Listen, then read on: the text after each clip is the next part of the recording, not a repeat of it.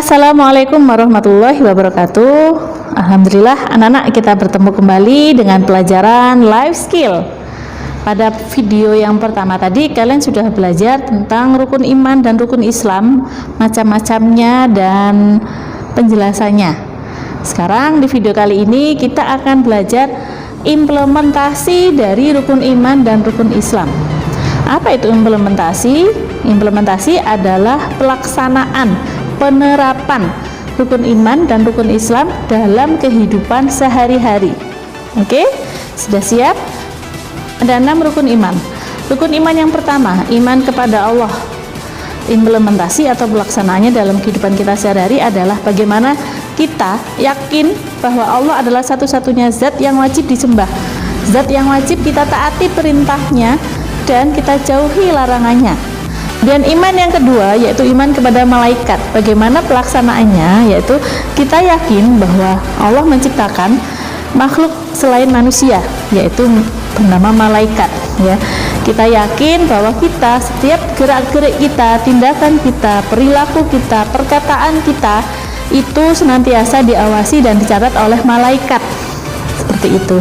Kemudian kita juga bisa mencontoh apa yang menjadi keunggulan dari malaikat, yaitu dalam hal takwa, dalam hal taat. Jadi malaikat adalah makhluk Allah yang taat, tanpa tapi, tanpa nanti. Berikutnya adalah iman kepada kitab-kitab Allah. Ada 4 kitab Allah, yaitu Zabur, Taurat, Injil, serta Al-Quran. Implementasinya adalah kita meyakini kebenaran dan keberadaan 4 kitab tersebut. Kemudian yang kedua adalah spesial untuk kitab Al-Quran, di mana kita memiliki 4 kewajiban terhadapnya.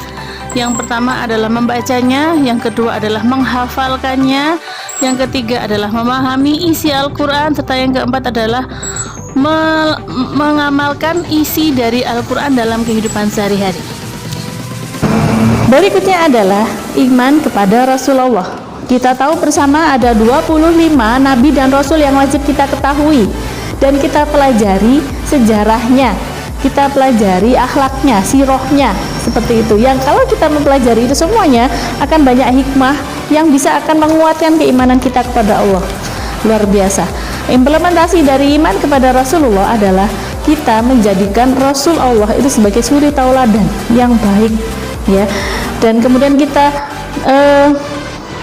selain itu tidak ada idola-idola lain yang kita kagumi melebihi dari Nabi Muhammad SAW. Dan yang ketiga yang tak kalah penting implementasi dari iman kepada Rasul Allah adalah kita mengikuti semua tuntunannya. Semua tuntunan Nabi Muhammad itu kita taati sebagai bentuk suatu sunnah. Yang kelima adalah iman kepada hari kiamat. Kita yakin suatu saat akan ada hari kiamat, ya. Kita yakin bahwa setelah hari kiamat akan ada hari akhirat, ya. Hari-hari yang disebut dengan akhirat, yaumul mizan, yaumul hisab dan sebagainya. Sampai kemudian kita memasuki surga Allah atau neraka Allah. Naudzubillah min dzalik, ya. Semoga kita semuanya memasuki surga Allah, ya.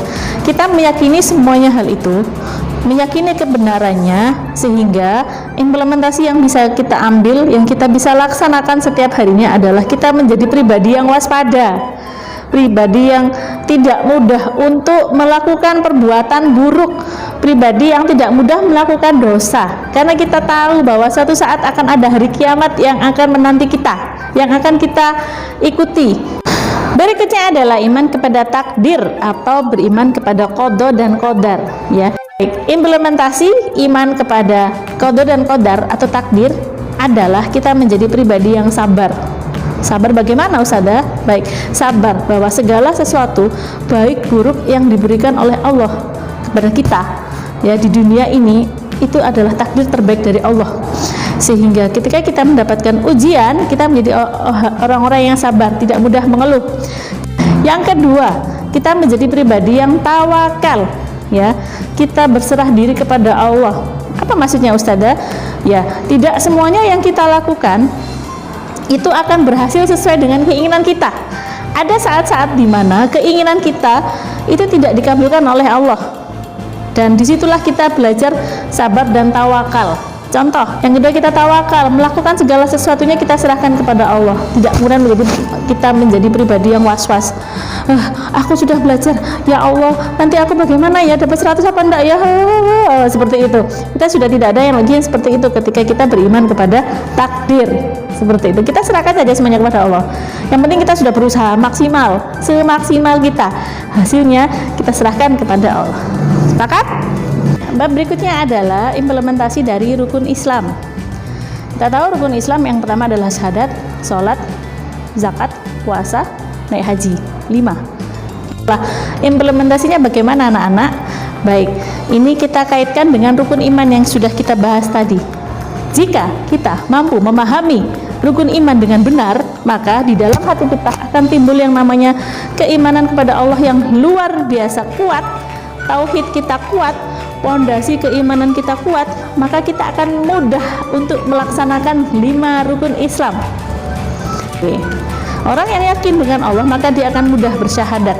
Contoh para mu'alaf, banyak sekali para mu'alaf ya yang dia yakin akan kebenaran Islam, kebenaran Allah, sehingga yakin untuk mengucapkan syahadat.